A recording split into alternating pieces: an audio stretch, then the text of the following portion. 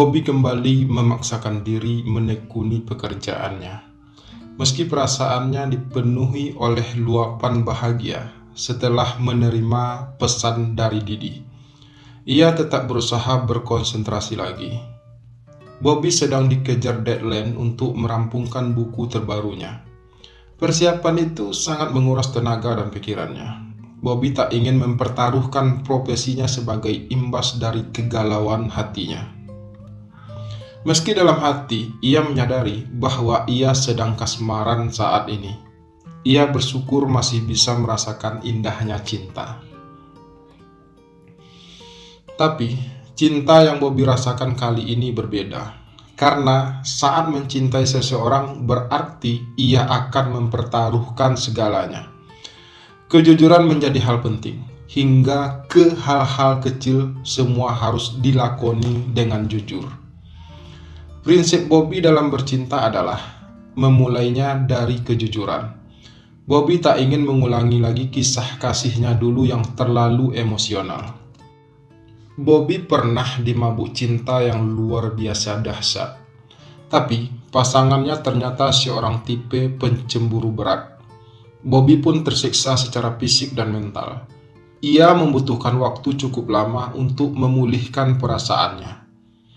Dalam masa pemulihan itu, Bobby mendapat pelajaran yang sangat berharga. Kejujuran dan keterbukaan adalah hal yang paling utama dalam menjalin cinta. Ini bukan hal yang mudah untuk dijalani bagi Bobby.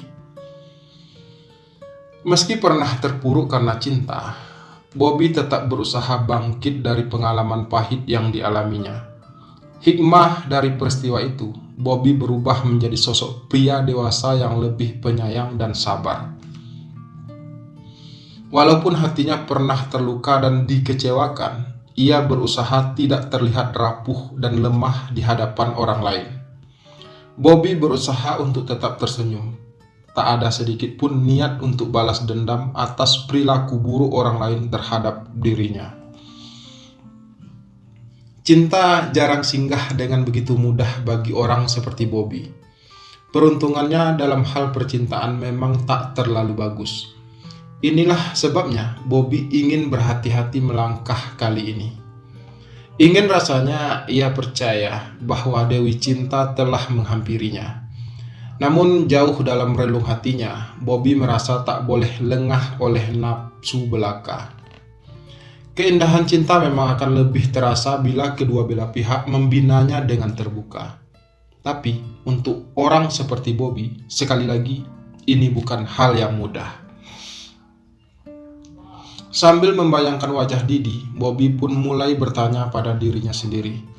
Apakah aku sudah jatuh cinta pada Didi? Apakah ia orang yang layak untuk aku cintai? Apakah dia juga mencintaiku? Semua pertanyaan itu membebani pikirannya akhir-akhir ini.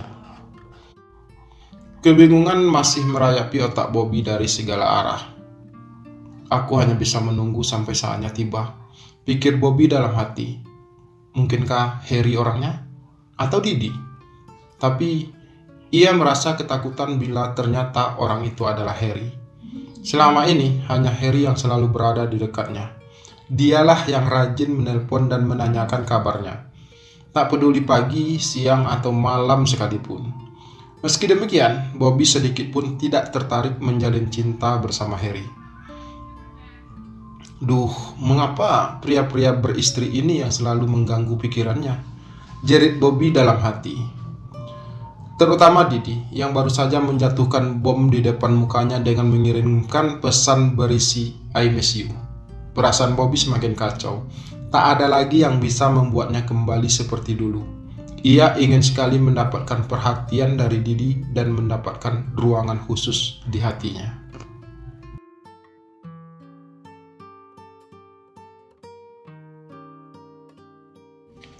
Kabut hitam menyelimuti cuaca Jakarta sore itu. Didi kangen sekali ingin bertemu Bobby. Dia pun mengirim pesan kepada Bobby. Bobby, kita ketemuan yuk, soalnya aku mau pergi ke Jogja selama 2 minggu. Aku kepengen ketemu kamu dulu sebelum pergi. Bisa nggak? kita ketemu di tempat biasa ya. Pesan Didi langsung ditanggapi Bobby dengan dering telepon di ponselnya. Hai Di, kita ketemu di tempat biasa saja ya, tapi aku mau pulang dulu, mau tukar baju. Jawab Bobby enteng dan berusaha terdengar santai. Padahal hatinya bersorak gembira. Oke Bob, aku tunggu ya, jawab Didi singkat. Seusai pulang kerja, Bobby segera menuju ke rumah. Ia segera mengganti baju kantornya dengan kaos polo t-shirt dan jaket kulit keluaran Zaraman yang baru saja dibelinya. Setelah itu, ia buru-buru meluncur ke arah Cijantung. Bobby, aku mau pamit sama kamu. Aku mau ke Jogja, cari kayu untuk orderan restoran. Kamu hati-hati di sini ya. Kalau sempat, tolong kamu tengok Mami di Simpruk. Sebuah pesan singkat dari Didi, tapi Bobby bisa merasakan curahan kasih sayang pada setiap kalimatnya. Sesaat kemudian, mereka berdua hanya saling berdiam diri. Entah apa yang menggerakkan Bobby saat itu. Ia merasa tak ingin buang-buang waktu lagi. Didi, pakailah jaket ini biar kamu nggak kedinginan di perjalanan. Dan kalau boleh, aku mau minta kaos yang kamu pakai itu. Bobby berkata sambil terus memandangi mata elang Didi dengan sungguh-sungguh. Apa? Kaos jelek begini? Jangan, udah bau keringat lagi, cegah Didi. Tapi Bobby menunjukkan ekspresi memohon. Please Di. Hati Didi luluh setelah melihat mimik wajah Bobby. Dengan sigap, ia melepaskan kaos tersebut dari tubuhnya. Hati Bobby berdesir tak kala melihat dada Didi yang bidang ditumbuhi bulu halus yang sangat lebat hingga ke pusar. Bobby sangat menikmati pemandangan itu. Di, baju ini akan aku simpan sampai mati. Kamu hati-hati di sana ya. Kalau sempat, kirim pesan ke aku ya. Bobby belum sempat menyelesaikan kalimatnya ketika secara mendadak Didi mendaratkan sebuah ciuman ke bibirnya. Ciuman Didi terasa sangat intens dan posesif. Dalam hitungan detik, keduanya sudah saling berpelukan dengan bibir yang saling menyatu. Beberapa saat kemudian, Didi melepaskan pelukan Bobby dan menatap matanya lekat-lekat. Oke Bob, waktuku nggak banyak, sudah ditungguin teman-teman lain. Sampai ketemu lagi ya. Singkat sekali kalimat Didi, tapi Bobby merasa begitu dalam makna kalimat tadi. Bobby melepas kepergian Didi dengan berlinang air mata. Yang ada di benak Bobby sekarang adalah betapa keras pekerjaan yang harus dijalani Didi. Bobby berusaha mengalihkan perhatiannya ke arah anggrek bulan putih yang berada di ruang tengah. Anggrek itu sengaja ia letakkan di sana untuk menghiburnya di kala sedih. Biasanya, hanya dengan mengamatinya sejenak, Bobby bisa menenangkan pikirannya kembali. Tapi, cara itu tak mempan lagi kali ini. Bobby sangat merindukan Didi. Ia tak bisa mengalihkan pikirannya dari sosok Didi. Ia teringat semua tentang Didi. Tatapan mesra mata elangnya, ciuman lembutnya, dan pelukan tangannya yang kuat dan membuat ia merasa nyaman berbaring di dadanya yang bidang. Anehnya, sejak kepergian Didi kemarin, tak satu pun pesan dari Didi mampir ke ponselnya. Bobby berusaha tetap tenang dan berpikir positif. Mungkin Didi sangat sibuk atau tidak ada sinyal di sana. Ia berusaha mengusir semua pikiran buruk yang singgah di benaknya. Sambil memejamkan mata, dalam hati Bobby berdoa akan keselamatan Didi. Jam 12.30 malam, ponsel Bobby berdering. Malam itu, Bobby sedang sibuk mempelajari beberapa kertas kerjanya. Ia langsung mengangkat ponsel tanpa melihat nama penelponnya. Paling-paling salah satu anak buahnya yang ingin menanyakan hal-hal yang kurang penting. Halo, siapa ini? Suara Bobby terasa berat karena ia belum sempat makan dan minum sejak tadi siang. Bobby, ini Didi. Sudah tidur ya sayang? Aduh, maaf ya, malam-malam begini gangguin kamu. Aku nggak bisa tidur, Bob. Oh, nggak apa-apa Didi, jawab Bobby buru-buru masih dengan suara beratnya. Ia kaget bercampur senang mendapat telepon Didi. Suara Didi lah yang ia nantikan sepanjang siang ini. Aku mikirin kamu terus sejak siang tadi. Nggak tahu kenapa, kamu baik-baik saja kan, Di? Tanya Bobby dengan nada sayang. Sementara di seberang sana, Didi sedang duduk di atas kursi panjang sambil menyilangkan kakinya. Jemarinya sibuk memainkan sebatang rokok. Mikirin aku, Bob? Ada apa sama kamu, Bobby? Aku nggak usah dipikirin. Masih banyak yang harus kamu pikirkan. Bagaimana kamu harus mencari uang dan bagaimana kamu berkarya lagi yang lebih bagus untuk mempertahankan posisimu sebagai arsitek paling top di Indonesia ini. Kalau kamu mikirin aku terus, itu sama saja bodoh namanya. Aku aja kadang tidak sanggup mikirin nasibku. Hening seketika. Bobby sama sekali tidak mengira respon Didi terdengar sedemikian sarkastis di telinganya. Lalu Didi kembali melanjutkan kalimatnya. Aku sudah pasrah memikirkan nasibku, Bob. Walau kalimatnya menyiratkan kesedihan, nada suara Didi tetap datar. Aku sudah pasrah dengan keadaanku, Bobby. Didi kembali mengulangi ucapannya.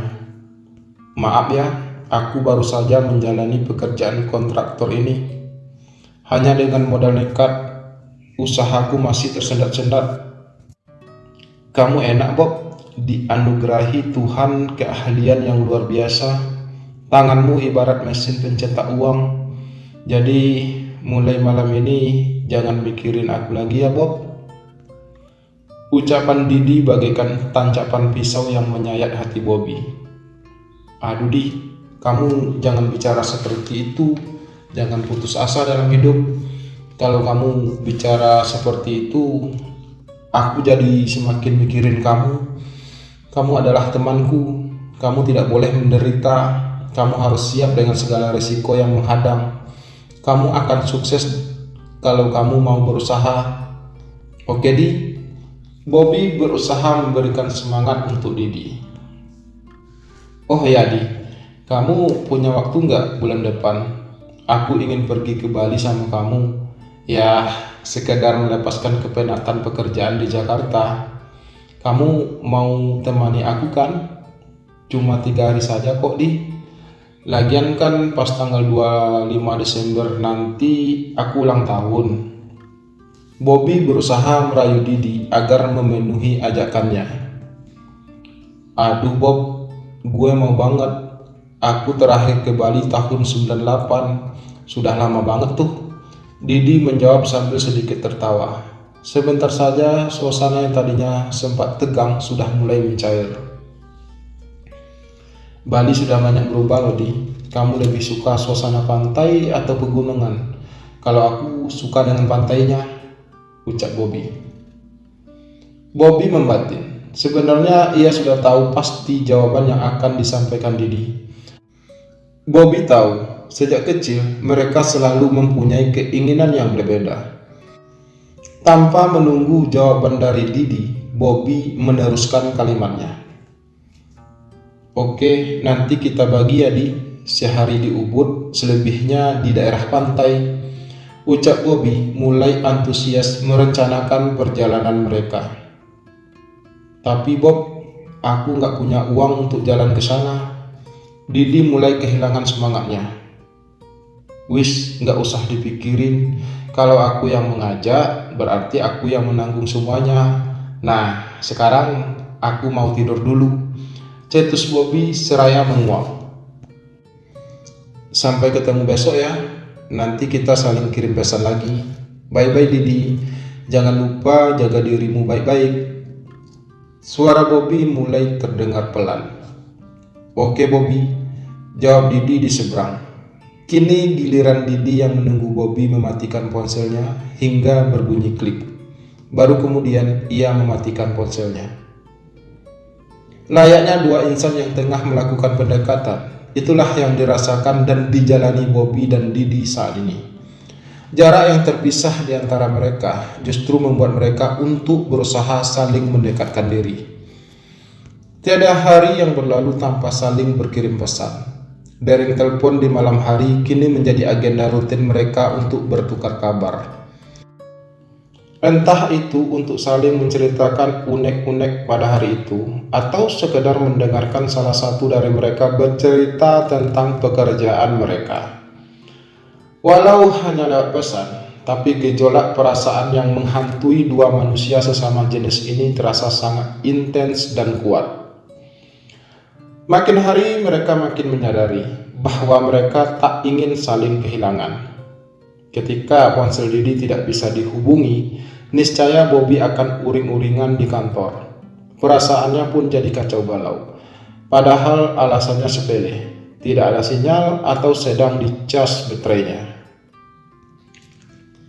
Bobby dan Didi pun mulai saling tergantung satu sama lain. Rasanya ada yang kurang bila satu hari terlewatkan tanpa mengucap dan merangkai kata rindu. Sifat Didi yang cenderung emosional membuatnya bersikap posesif. Ia kerap menanyakan detail kegiatan Bobby bila sedang tidak ke kantor, apalagi bila ponsel Bobby tak bisa dihubunginya. Diam-diam pria itu menyimpan rasa cemburu juga. Bila rasa cemburu itu datang, pikirannya tidak tenang.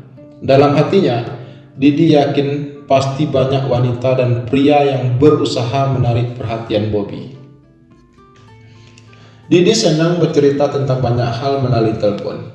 Ia tahan bicara berjam-jam di telepon membahas topik yang sama berulang-ulang. Berbeda dengan Didi, Bobby merasa lebih sreg mencurahkan seluruh isi hatinya dalam laptop. Ia menyimpan sebuah jurnal tulisan tentang segala sesuatu yang ia rasakan dalam hidup. Doa-doa yang ia panjatkan kepada Tuhan, kesedihan, kebahagiaan, dan perasaan-perasaan yang tak bisa ia ungkapkan secara langsung pada orang lain. Semuanya tersimpan rapi dalam sebuah file di laptop kesayangannya. 2 minggu telah berlalu, dan selama itu pula mereka tak pernah putus menjalin rasa lewat pesan maupun telepon. Kedekatan di antara keduanya kian terasa nyata. Namun, Bobby merasakan adanya sebuah ganjalan di hatinya, dan ia berusaha melepaskan diri dari hal itu. Oleh sebab itu, akhirnya Bobby memberanikan diri menelpon Didi pada suatu siang. Jarum jam menunjukkan pukul 1 siang, berarti Didi sudah selesai istirahat makan siang. Aduh, telepon gak ya? Gumam Bobby dalam hati. Sebersit ragu menghantui pikirannya. Namun, seusai menenangkan diri sejenak dan menghela napas panjang, Bobby pun mulai menekan nomor ponsel Didi. Sambil menunggu nada sambung, jantung Bobby serasa berdetak kencang. Nanti dia marah gak ya dengan permintaanku kali ini? Pikiran Bobby masih belum tenang juga. Ia sempat terkejut ketika sambungan teleponnya pun sudah berhasil masuk ke ponsel Didi. "Hai Di, kamu sedang sibuk nggak?" sapa Bobby setelah mendengar kata halo dari Didi. "Enggak, ada apa ya? Kok suara kamu kedengarannya serius sekali?" "Gila, baru kali ini aku dengar suara kamu seserius ini." "Ayo, ada apa?" sergah Didi dengan suara menggoda. "Di, sebelumnya aku minta maaf ya kalau apa yang akan aku katakan akan menyinggung perasaan kamu." Bobby berusaha berkata pelan. "Iya, ayo cepat. Emang mau ngomong apa sih?" jawab Didi dengan suara ringan. Setelah menghela napas panjang, suara Bobby pun kembali terdengar. Aku pengen kamu jadi pacarku. Kamu mau kan?" Bobby tak dapat membayangkan perasaannya saat itu. Tiba-tiba saja ingin rasanya ia masuk dalam sebuah lubang dan bersembunyi di dalamnya. Ia merasa canggung dan malu saat mengungkapkan hal tersebut. Namun, sedetik kemudian ia mendengar suara tawa Didi. Bobby, nggak salah kamu mau pacaran sama aku. Aku ini jelek, sudah tua pula. Pokoknya nggak pantas deh pacaran sama kamu. Lagian lo ada-ada aja mau pacaran sama aku. Didi belum bisa menghentikan tawanya yang cukup keras. Beberapa detik setelah berhasil mengendalikan diri, Didi pun mulai bicara. Oke Bob, mendingan kamu pikirkan dulu. Sementara aku juga mikirin hal ini. Oke, aku kerja dulu. Nggak enak sudah ditunggu teman-teman. Suara Didi terdengar lembut dan menenangkan. Bobby merasa lebih baik sekarang. Ternyata mudah sekali. Dan tanggapan Didi juga ternyata tidak membuatnya harus memohon maaf karena menimbulkan perasaan tak nyaman. Nggak apa-apa Bob, santai men. Suara riang Didi kembali membuat Bobby merasa tenang. Belakangan ini, Didi mencoba memahami Bobby yang ternyata lebih menyukai sesama jenis. Sebenarnya, ia sudah bisa menebak apa yang akan diungkapkan sahabat kecilnya itu. Tapi, ia tetap tak peduli ketika benar-benar menyadari kenyataan bahwa Bobby seorang gay. Di matanya, Bobby adalah teman yang baik. Jujur, Didi tak pernah menyangka Bobby akan tumbuh menjadi seorang pria gay karena pertemanan mereka. Seingat Didi, ia tidak melihat perbedaan pada diri Bobby dengan anak laki-laki sebayanya dulu. Semua yang ada dalam diri Bobby tampak wajar. Didi sadar, sebenarnya Bobby tak sekedar ingin bersahabat dengannya pada awal pertemuan mereka. Hal itu diketahuinya dari pertanyaan Bobby tentang alasannya meninggalkannya tanpa pesan apapun. Tega banget kamu Di, aku dilupakan begitu aja. Kamu main pergi saja. Didi menangkap sinar kehampaan dan rasa sesal yang telah lama dipendam Bobby. Tapi Didi tidak berani berpikir macam-macam. Namun sekarang semuanya sudah jelas. Bobby telah membuka dirinya. Mungkin sekarang adalah gilirannya. Didi sudah tak peduli apa yang terjadi esok.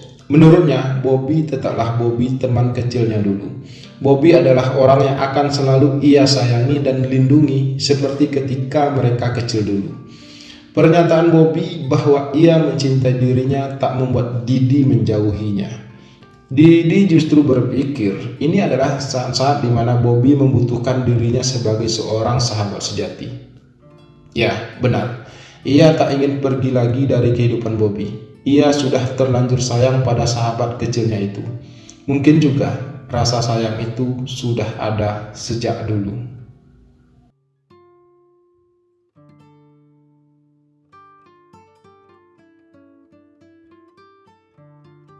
Oke Bobby, aku terima cinta kamu dengan satu syarat. Kita batalkan rencana pergi ke Bali. Gimana? Tanpa tedeng aling-aling, ucapan Didi barusan bagaikan bom di siang hari. Ucapan Didi tadi membuat jantung Bobby berhenti untuk sekian detik. Rasanya sudah sering Bobby dikagetkan oleh sikap Didi yang tak pernah bisa ditebak. Bobby ingin mendengar ucapan Didi sekali lagi. Nada suara Didi terdengar ringan dan tanpa beban saat mengucapkannya. Karena itu, sulit bagi Bobby untuk memahami apakah Didi benar-benar serius dengan ucapannya. Bobby tak pernah membayangkan kalimat seperti itu bisa terlontar dari mulut Didi. Oke Didi, aku lebih memilih cinta kamu daripada pergi ke Bali, sahut Bobby lagi. Tapi sebenarnya dalam hati, Bobby belum yakin benar dengan ucapan Didi. Ia membutuhkan jawaban yang sejujurnya dari Didi.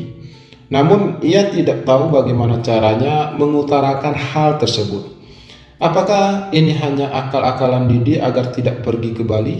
Atau Didi sedang memperbayangkan dirinya? Tanggal 22 Desember, Didi kembali ke Jakarta. Ia sengaja tidak memberitahu Bobby mengenai jadwal kepulangannya. Namun tak ada niat buruk dalam benak Didi untuk membuat Bobby sedih. Alasannya sepele, ponselnya lowbat. Saat mengetahui hal ini, Bobby hanya bisa tersenyum kecut dan menghadapinya dengan sikap dewasa. Menjelang pukul 9 malam, akhirnya Didi menelpon Bobby.